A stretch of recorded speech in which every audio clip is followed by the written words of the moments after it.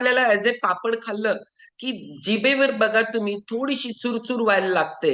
म्हणजे हे घरात बनवलेलं ह्याचं होत नव्हतं. त्याच्यामध्ये अगदी पापड खार थोडं वापरलं जायचं, मीठ अगदी कमी वापरलं जायचं, म्हणून ते खराब पण होत होते. पण आता ते कसेही प्रवास करू देत, त्याला काही होत नाही, कारण त्यातलं बेन्झोइक ऍसिड ह्याच्यामुळं आपल्याला याचे चॅलेंज येतात. जसं आता अडकरताई सांगितलं, जे खायला पाहिजे ते लोणच्या प्रमाणे खातो, आणि आपण लोणची जेवढ्या प्रमाणात खायला पाहिजे ते भाजीप्रमाणे खातो. या दोन गोष्टींवर आपण लक्ष दिलं, कुठलीही गोष्ट वाईट नाहीये, फक्त ती प्रमाणशीर पाहिजे. त्याच्यानंतरचं उदाहरण आहे अनाहाराचं, ते म्हणजे साखर. आता साखर का गुळ? गुळ चांगला, पण कुठला गुळ? तर जो गुळ सेंद्रिय पद्धतीनं ऊस पिकवलाय, जो रसायनमुक्त गुळ आहे, तो चांगला. पण आजकाल आपल्याला असा गुळ मिळणं रेअर आहे. पण नेहमीप्रमाणे वाक्य शेटे सरांच्या, नवऱ्याला बायको मिळते, बायकोला नवरा मिळतो. तर तुम्हाला पण ठरवलं तर शोधून तुम्ही हे सगळं आणू शकता, आणायला पाहिजे. कारण ऊस ज्या वेळेला जो पिकतो, ऊसामध्ये मी तुम्हाला सांगू का, ऊसामध्ये जे किमती खनिज आहेत, त्याच्यामध्ये कॅल्शियम, मॅग्नेशियम आणि पोटॅशियम, हे तिन्ही युक्त तो ऊस आहे. म्हणून ऊस चांगला आहे, ऊसाचा रस चांगला आहे. पण ज्या वेळेला साखर बनते, ती रिफाईंड होते, त्या वेळेला ती डायसॅक्राइडच्या स्वरूपात पाहिजे, पण ती बनते पॉलिसॅक्राइड. आणि ही अशी बनल्यामुळं, म्हणजे साखर केमिकल वाली नाहीये ती, पण त्याचं बनवताना रूपांतर या केमिकलच्या माध्यमातून असं होतं. आणि मग त्याला पचनायोग्य मोनोसॅक्राइड निर्माण व्हायचं असेल तर स्वादुपिंडाला खूप काम करावं लागतं, स्वादुपिंडावर लोड येतो, आणि मग आपल्याला पण डायबेटीस, कारण इन्शुलिनचं निर्मिती करणे हे त्याचं काम आहे.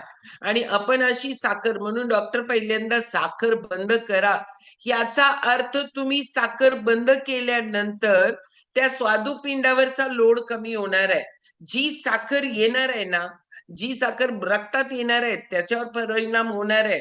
पण ती बंद केल्याशिवाय आपल्याला आपल्या स्वादुपिंडाचं काम पण व्यवस्थित होत नाहीये. म्हणून आपण साखरेला बिलकुल हे देऊ नका. खूप लोक मग सांगतात की याच्यात साखर आहे, त्याच्यात साखर आहे, डायनो मध्ये साखर आहे. आपला मेंदू काम करतो ना, तो चांगल्या स्वरूपातल्या साखरेवर काम करतो, त्याला 5% लागतंय. पण ह्याच्यासाठी आपण कुठली वापरायला लागलोय ते खूप महत्वाचं असतं. म्हणून साखरेला सारखं सारखं सांगितलं जातं कॉलवर आपल्या, की साखरेला, रिफाईंड शुगरला बिलकुल महत्व देऊ नका. त्याच्या ऐवजी आपल्याला फळातनं मिळणाऱ्या साखर, त्याच बरोबर गुळ, ह्याचा वापर आपला व्हायला पाहिजे. पण मी सांगितलं, गुळ पण सेंद्रिय पाहिजे. जसं साखर आहे ना, तशीच मैदा आहे. का सांगितलं जातं ही मैदा पण दररोजच्या आहारामध्ये घेऊ नका म्हणून? कारण आपलं काही असू दे, एक तर आता जो मैदा काढला जातो, हा मैदा कुठल्या ह्याच्यापासून काढला जातो? तर जे मार्केटमध्ये गहू अवेलेबल आहेत ना, त्याच्यापासून काढला जातो. ओके. आता हे जे काढलं जातं ना, ह्या काढण्यामध्ये मुळात त्याच्यावर असणारं फायबर आहे, ते पूर्ण काढून टाकलं. आता गव्हात ग्लुटेन आहे. आता हे ग्लुटेन तुम्हाला फिनिश ह्याच्यामध्ये दिलं जातं. कारण जर मैदा काढून पूर्वीच्या घरात बघा कुरड्या घालायचे, त्याच्यानंतर शिवाया करायचे, ते तुटत नव्हत्या. कारण का? की ग्लुटेनच असायचं ना ते, आणि त्याच्यामुळे ते तुटत नव्हतं. तर आपल्याला रिफाईंड केलंय त्याला, गव्हाला पूर्णपणे वरचं सगळं कोटिंग काढलंय, आणि मधला गर तेवढा तुम्हाला दिलाय, की ज्याच्यामध्ये ग्लुटेनचं प्रमाण प्रमाणापेक्षा जास्त आहे.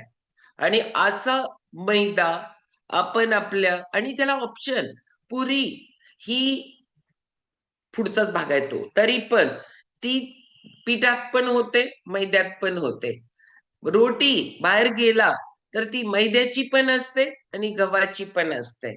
पण आपल्याकडे ऑप्शन आहेत काही नाहीये, आहेत. पण आपण आटा सोडतो आणि मैद्याचा यूज जादा करतो, त्यामुळं आपल्याला याचा प्रॉब्लेम यायला लागलाय. जरासे क्वेश्चन आहेत ना, मी नंतर सांगेन बरं का. ब्राऊन शुगरवर पण, ब्राऊन शुगर जी असते ना ती रॉ शुगर आहे, पण त्याच्या शुगर हा भाग, म्हणजे मला खाली क्वेश्चन आलाय म्हणून सांगते, शुगर हा भाग बनवताना त्याच्यातलं कॅल्शियम, पोटॅशियम आणि मॅग्नेशियम हे जातच, त्याच्याशिवाय त्याला साखर या फॉर्म मध्ये येत नाही. अजून रिफाईन करण्यासाठी अजून जी केमिकल्स टाकली जातात, ते केमिकल्सचं प्रमाण त्याच्यामध्ये फक्त थोडस कमी आहे. नाहीतर ब्राऊन शुगर हेल्थला चांगली का नाही, साखर फॉर्म मध्ये येताना त्याच्यातले हे मळीच्या स्वरूपात, आणि आम्ही ती परत शेतात आणून टाकतो माहितीये तुम्हाला, मळी.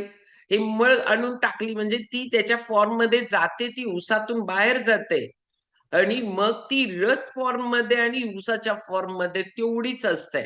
बाकी ती ज्या वेळेला शुगर साठी जाईल त्यावेळेला ती नामशेष होते. आणि पण हे जे मिनरल्स आहेत ना, हे को एन्झाईम्स आहेत, आणि आपल्या बॉडीला को एन्झाईम्स तयार करायला विटामिनचं काम जे बॉडीमध्ये आहे त्याला ते मदत करत असतात, आणि हे सगळं घालवतो. मी परवाच उदाहरण माझं सांगितलंय, एक कॅल्शियम मिनरल्स काय धुमाकूळ घालतो माहितीये का तुमच्या शरीरामध्ये. मग आपल्याला हे खूप महत्वाचं आहे, का टाळायला पाहिजे, कुठलं टाळायला पाहिजे, कुठलं ऍड करायला पाहिजे. आम्ही लोक ऊस उत्पादक आहे, आणि ऊस उत्पादक आम्ही साखर बनवायला पाठवतो. आम्हाला साखर आज किती मिळते माहितीये का? मला महिन्याला 36 किलो साखर मिळते, आणि ती 8 काय 10 रुपये किलोने मिळते. मग असे मिळाल्यानंतर घरात साखरेचाच वापर जादा होणार ना. ओके, जादा वापर त्याचा होतो. मग तसं नाहीये, कारण आरोग्यासाठी काय महत्वाचं आहे हे पहिल्यांदा समजून घ्या. शेअर्सची साखर, रेशनची साखर असं म्हणून आपण त्याचा वापर करतो, पण शोधून आणायला पाहिजे. शोधला की सापडतं. मी गेली 30 वर्ष होऊन गेली की आम्ही सेंद्रियचाच वापर करायला लागलोय गुळाचा, कारण या गोष्टी माहिती झाल्यात. मग माहिती झाल्यानंतर परत त्याच त्याच गोष्टी कशाला करायची, विषाची परीक्षा का बघायची.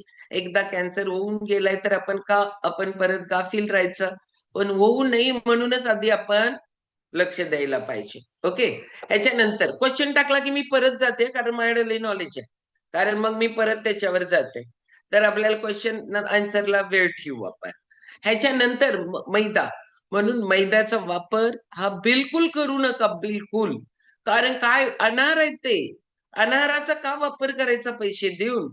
त्यामुळं टाळायला पाहिजे आपण या सगळ्या गोष्टी. ह्याच्यानंतर अनाराचं उदाहरण, सगळ्यांना आवडणार चहा. ओके, आता वेळच आहे, कॉल ऐकत ऐकत पण सगळेजण मस्तपैकी घ्यायला लागलोय. आमचा चहा बघा किती भारी आहे, वेगवेगळ्या फ्लेवर मध्ये मिळतोय. क्लायमेट चेंज, तुलसी घ्या, जिंजर घ्या, काय काय बदल झाला, उन्हाळा वाढला, इलायची घ्या, काश्मीरी कावा घ्या, आणि ऑल सीझन लेमन मस्त, पीच मस्त.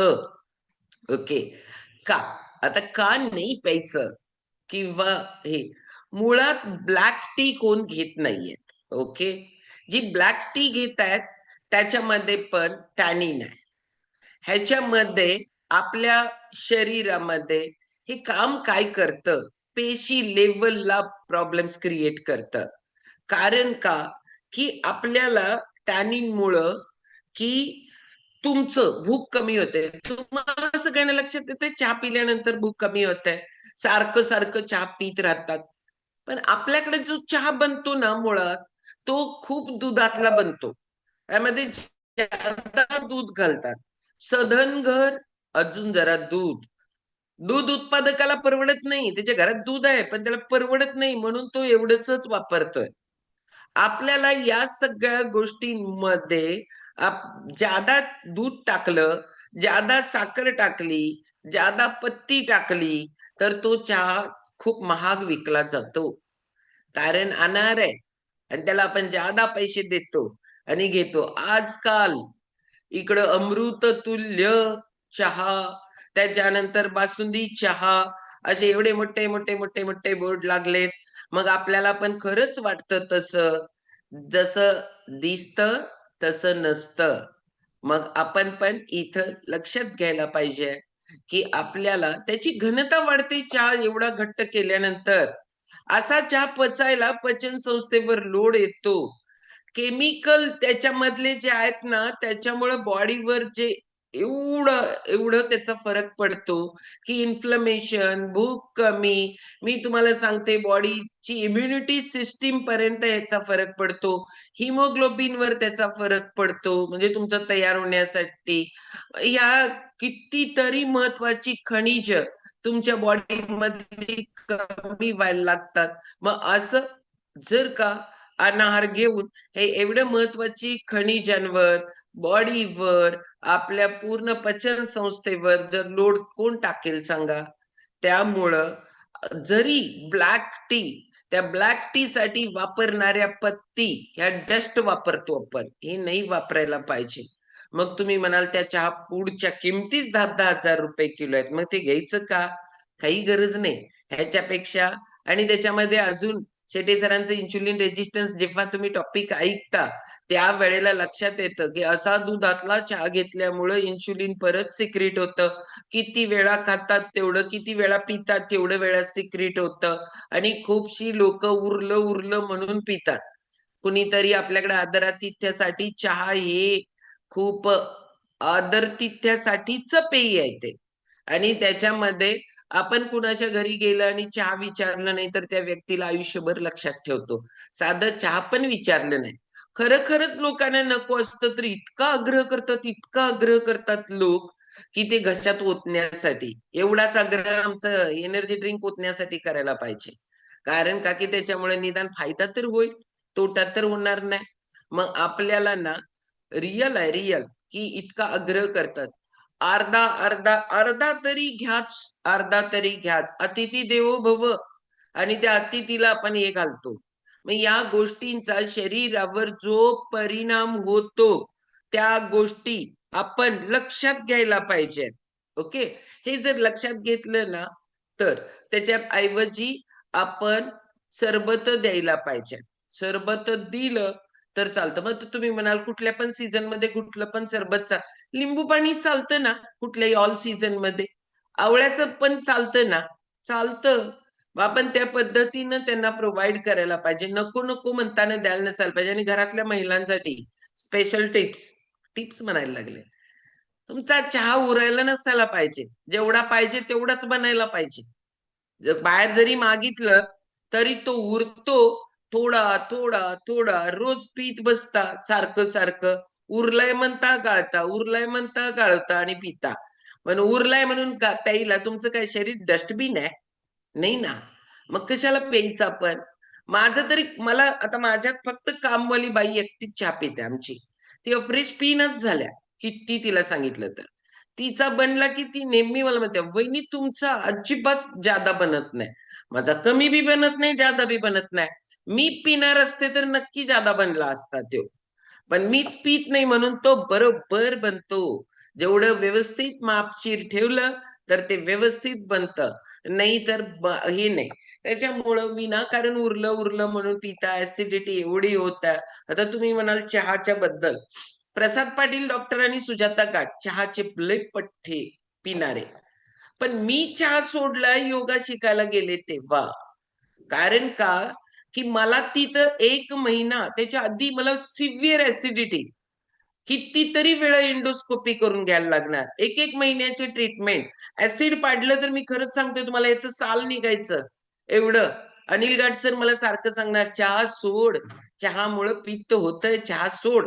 मी म्हणणार, "मी व्हॉमिटिंग करते ना, तुम्हाला काय प्रॉब्लेम आहे काय? मी व्हॉमिटिंग करते. त्याच्यामुळं खरं मी पिणार." आणि परवाच उदाहरण सांगितलंय. आणि घट्ट चहा पिणार मी. घरात दूध ज्यादा अजून पण आहे. आणि जे दूध चांगलं घट्ट दूध जे म्हैस देते ते घरात. आणि जे तेवढं घट्ट नसतंय, सगळ्यात ज्यादा घट्ट ते घरात. आणि त्याचा आकडी तापवणार पण नाही. विदाऊट तापवलेलाच दुधाचा चहा देणार मी सगळ्यांना. मी पण तोच पिणार, सगळ्यांना पण तोच देणार. आणि त्याच्यामुळे माझ्याकडे चहा प्यायला लोक यायचे. की ताईचा चहा लय भारी होतोय म्हणून. हे मी तुम्हाला सांगू का, जो शौकीन असतो ना, तो काही कारण सांगत असतोय. पण मी योगाच्या वर्गावर गेले आणि तिथं निवासीला गेले आणि निवासी शिबिरमध्ये दिलंच नाही आम्हाला चहा शेटे सरांनी. आणि तो न दिल्यामुळं माझा चहा सुटला. जे अनिल गटांनी सांगून सांगून सांगून दमले, पण मी ऐकलं नाही. पण कशी परिस्थिती येते त्याच्यामध्ये आपल्याला स्वतःला आपण मोल्ड करतो, तसं झालं. उगीचच मला वाटत होतं, मी चहा नाही पिले की डोकं दुखतंय माझं. मी असं नाही केलं तर असं होतंय. मग माझं हातपाय लटपटतात. मला काही सुधरत नाही. मला काही हे नाही. त्याला ऑप्शन लई आहेत. पण आपण ते शोधत नाही आणि आपण तेच करत बसतो की जे स्वतःला पाहिजे असतंय. आणि ते जिभेवरून खाली गेली की टेस्ट नाहीये. आणि ते जिभेवर किती सेकंद, किती मिनिटं असते बघा. की तेवढ्या 7 ते 8 सेकंदात 7 ते 8 सेकंदात तोंडातून अन्ननलिकेतून जठरात जातं. मग 6 ते 8 सेकंद, 7 ते 8 सेकंदासाठी आपण बळी पडतो. सेकंदासाठी. मग आपल्याला ही गोष्ट जर ठरवलं ना, तर त्याला सोडता येतं आणि त्याचा पुढचा दुष्परिणाम, की दोन्ही सांगते ऑप्शन काय. ऑप्शन जे सांगणार ना, त्याचा पुढचा दुष्परिणाम जे बेकरी आयटम्स आहेत. आता बेकरी आयटम्स चहाला आपल्याकडे असं वाटतं, की चहा प्यायचा म्हणजे नुसता चहा नाही प्यायचा. त्याच्यात काहीतरी पाहिजे. काहीही चहात बरोबर खातात. चकली चहा बरोबर खातात, करंजी चहा बरोबर खातात, शंकरपाळी चहा बरोबर खातात आणि मग हे बाकीचं सोडा, हे बिस्किट आणि खारी, टोस्ट काय किती प्रकार आहेत. हे सगळे चहा बरोबर आता ते पण आणणारच आहे ना. त्याच्यामध्ये काय सांगितलं? त्याच्यामध्ये मी सांगितलं, की मैदा आहे बेकरी पदार्थामध्ये. त्याच्यानंतर त्याच्यात डालडा आहे आणि लो क्वालिटीचं तेल आहे. ओके. कारण माझ्या भावाची बेकरी होती. खूप मोठी रोज 3 लाखाचा टर्नओव्हर होता विकायचा तो बेकरी आयटम. म्हणजे बघा किती मोठी बेकरी. त्यामुळे बेकरीतलं सगळं मला माहिती आहे. म्हणजे मैदा, लो क्वालिटीचं तेल आणि साखर ही यूज केली जाते. आणि हे तिन्ही पण मी पहिला अनाहार आहेत म्हणून सांगितलं. चहा पण अनार आहे म्हणून सांगितलं. आणि मग तुम्हाला सांगायला लागले, की या बेकरी आयटम्सना आपल्या आहारामध्ये रोज दैनंदिन आहारामध्ये महत्त्व द्यायला लागले. दैनंदिन आहारामध्ये. तर दैनंदिन आहारामध्ये देऊ नका. कधीतरी पावभाजी खाल्ली, कधीतरी मिसळ खाल्ली. त्याला ब्रेड आहे, त्याच्यामध्ये तेल आणि हे कमी आहे. तरी पण नकोच, त्याच्यामध्ये क्वालिटी लो आहे सगळी. तर आपण कधीतरीला नाहीये आज. मी एका स्कूलमध्ये व्याख्यान द्यायला गेले होते आणि त्यावेळेला तिथले शिक्षकांनी मला सांगितलं, मी हे सगळं झाल्यावर मला येऊन भेटले. "मॅडम, आम्हाला मिळत नाही म्हणून आम्ही आमच्या मुलांसाठी आम्हाला लहानपणी मिळालं नाही ही गोष्ट. म्हणून आमच्या मुलांना मिळावं म्हणून रोज एक बिस्किट पुड्याचा आग्रह करतो मी संपवू म्हणून. मला हे माहितीच नव्हतं, की ह्याच्यामध्ये इतका अनार आहे म्हणून." या गोष्टी माहिती नाही, अज्ञानापोटी लोकांच्याकडे होतं. मग याला पर्यायी पेय काय वापरायला पाहिजे? सरबत वापरायला पाहिजे. पण आपण ॲक्चुअली आपण सरबत जी आहेत ना, ती खरंच घ्यायला लागलोय का? नाही घेत आहे. पण काय करायला लागलोय? तर सगळी शीतपेय वापरायला लागलोय. बाटली बंद पेय. त्याच्यामध्ये ना फॉस्फेट असतं आणि हे फॉस्फेट तुमच्या शरीराला अपायकारक असतं. त्याला तुम्हाला फळांचा रस म्हणजे त्याचा रंग, त्याचं रूप आणि त्याची टेस्ट आणायचा प्रयत्न केलाय.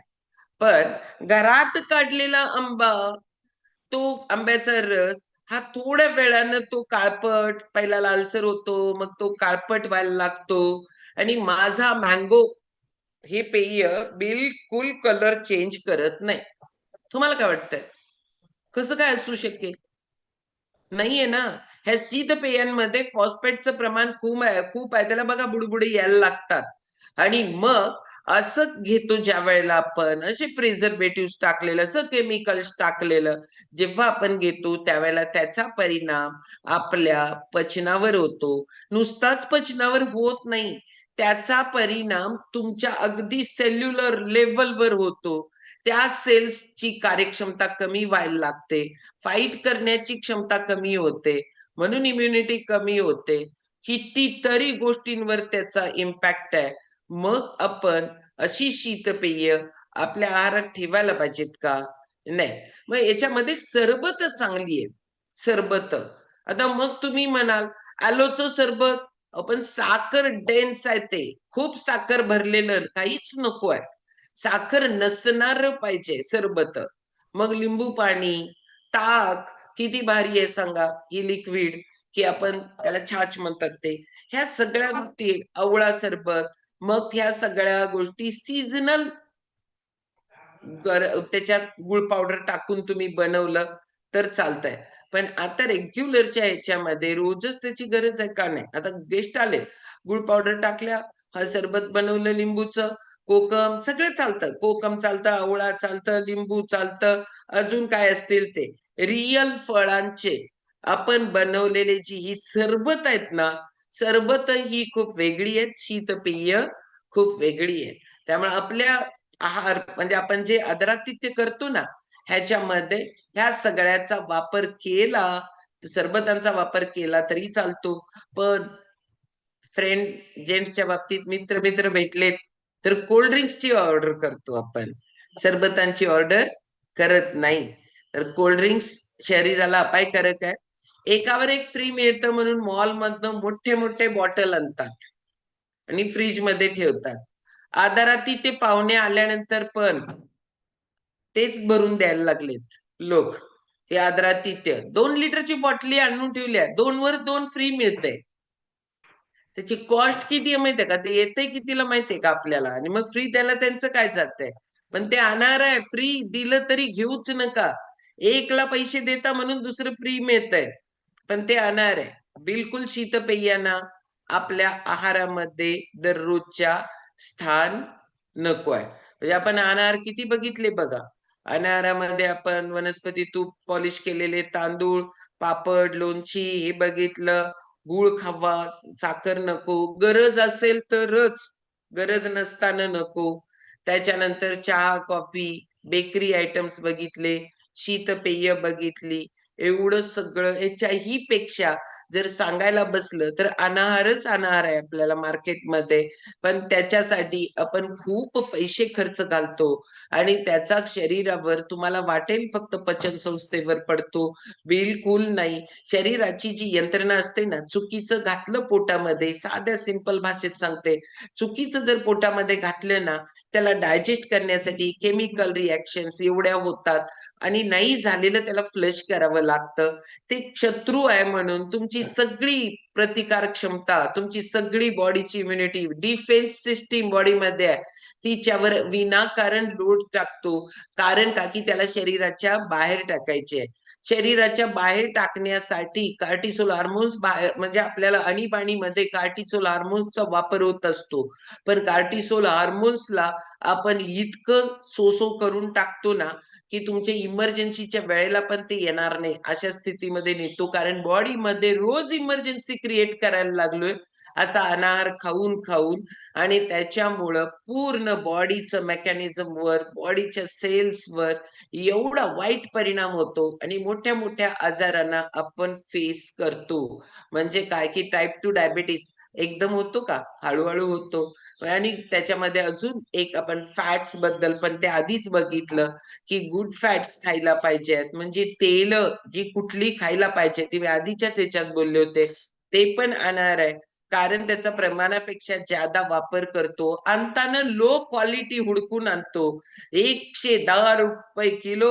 मला माहिती नाही तेलाचा रेट आता. मी वापरते ते शेंगतेल आणि तूप वापरते. त्याच्यामुळं त्याचा जो रेट आहे ना, तो माहिती नाही काय येत ते. पण तरी पण आपल्याला आपल्या बॉडीला कुठलं योग्य आहे, कुठलं अयोग्य आहे, रिफाइंड बिलकुल वापरू नका. आजपासून बंद. रिफाइंड तेलं. रिफाइंडमध्ये मी तुम्हाला सांगते, बिलकुल आरोग्याला वरून टाकलेत नंतर ते केमिकलच्या फॉर्मॅटमध्ये टाकलेत. नॅचरल फॉर्मॅट मधलं सगळं 400 450 अंश सेल्सिअसला तापलं जातं ते आणि मग त्याच्यामध्ये काय राहणार आहे आणि वरून केमिकल्स तुमच्या शरीरासाठी योग्य नाहीयेत. त्यामुळं घाण्याचं तेल, फिल्टर तेल, तुपाचा वापर, तो पण तापवण्यासाठी नाही, तो पण वरून घेण्यासाठी हा आपला वापर व्हायला पाहिजे. आपण जे खातो याच्यामध्ये पण आहे फॅट, त्याचा पण आपण विचार करायला पाहिजे. एवढ्या सगळ्या गोष्टीचा विचार केला तर का आरोग्य बिघडेल? म्हणजे अनार आहे त्याला आपण टाळलं पाहिजे. त्याला आपण दैनंदिन आहारामध्ये बिलकुल स्थान द्यायला नको आहे. ओके. उद्याला आपण बघणार आहोत आपल्याला घ्यायचं कधी आहे, कसं घ्यायचं आहे, त्याच्यासाठी बैठक व्यवस्था आपली काय लागणार आहे, ह्या सगळ्या गोष्टी आपण उद्याला बघणार आहोत. आजपासून वेट लॉस मॅरेथॉन स्टार्ट झाली, व्हायला लागल्या. अजून कुणाला द्यायचे असतील तर तुम्ही मोहरी तेल सगळ्यात भारी, पण टेस्ट खूप फरक पडतं. सगळ्यात जास्त ओमेगा 3 कशात असेल तर मोहरीच्या तेलामध्ये आहे. ओके. हा. तर पण प्रत्येक तेलाचा मॉलिक्युलर हा वेगवेगळा असतो. त्यामुळं आपल्याला कुठलं वापरायचं, कुठलं नाही वापरायचं याच्यासाठी ना थोडस डोळे उघडा, बघा नीट. म्हणजे आपल्याला सगळं कळेल. डोळेच झाकलोय, मला हेच लागतंय, आमच्या घरात हीच पद्धत आहे, आम्ही असंच खातो, आम्ही असंच करतो, असंच करते. बदलायला पाहिजे. आणि बदलण्यासाठी ही लिंक खूप लोकांपर्यंत द्यायला पण पाहिजे. त्यामुळं देऊ आपण खूप लोकांपर्यंत. ह्याच्यानंतर आज मॅरेथॉन स्टार्ट झाली. खूप लोक आहेत. राईस ब्रॅन रिफाइंड ऑइल आहे. त्यामुळं नाही, सगळी मला रिफाइंड बद्दल काहीच विचारू नका. जी तेल रिफाइंड आहे ती आरोग्याला चांगली नाहीये. त्याच्यावर कोण किती पण सांगू दे, कोण किती पण सांगू दे. जे मार्केटिंग करणारे आहेत, विकणारे आहेत, ती लोक तुम्हाला ते किती भारी हार्ट हेल्थ अमुक ह्याच्यासाठी तमुक सांगतील सगळं. आपल्याला लाकडी घाण्यावरचं तेल अवेलेबल होतं, सगळीकडे होतं, तेच वापरा. ऍडला बळी पडू नका. कोणतरी तेल विकणारा स्वतः इतकी छान त्याच्यावर मुलाखत देतो आणि आपण त्या मुलाखतीवर फसतो. म्हणजे काय, आपण आपल्या सोयीचं बघत असतो. ऑल रिफाइंड तेल किती पण चांगले असतील, ऑलिव्ह सुद्धा रिफाइंड मध्ये मिळालं तर रॉंग, नाहीच वापरायचं आपण. इंडियन कुकिंग साठी ऑलिव्ह ऑइल आलंय, ते चांगले नाहीये. कारण का की आपल्याला ते ड्रेसिंग साठी आहे. मी परवा ही गोष्ट बोलली सगळी, त्याच्यामुळं आपण याच्यावर थोडस लक्ष द्या. आणि सगळ्यात मेन महत्वाचं, वेट लॉस मॅरेथॉन. आज वेट लॉस मॅरेथॉनचं इंट्रोडक्शन सेशन आहे. खूप लोक कट्ट्यावर बसलेत, वाटते घेऊ का नको, काय आहे मॅरेथॉन बघायचंय, या आज संध्याकाळी ह्याच लिंकवर बरोबर 7 वाजता, की आपल्याला काय करायला लागतं मॅरेथॉन मध्ये, काय रिझल्ट येतोय, त्याच्यासाठी काय काय गोष्टी आवश्यक आहेत आणि किती होऊ शकतं वेट लॉस, वेट गेन, हे सगळं, आणखी वेट मेंटेन करायचंय, हेल्थवर काम करायचंय, त्या सगळ्यांसाठी वेट लॉस मॅरेथॉन आहे. आज संध्याकाळी इंट्रोडक्शन सेशन आहे 7 वाजता. आपण सगळेजण जॉईन करू. उद्याला मस्तपैकी उद्याचा टॉपिक असणार आहे वेट लॉसच्या याच्यावर अर्चिता मॅडमांचा एकदम मस्त. पण वेट लॉस मध्ये जे पार्टिसिपंट आहेत त्यांना, आणि सोमवारपासून शेटे सरांची त्याच्यावर व्याख्यान चालू होत आहेत. 10 मुद्दे आहेत, त्या 10 मुद्द्यांवर तुम्हाला गाईड केलं जाईल. वेगळे टॉपिक आहेत, आतापर्यंत न ऐकलेले, कधीही कुणी ऐकलं नाही, पण मॅरेथॉन मध्ये भाग घेतलं तरच मिळतं.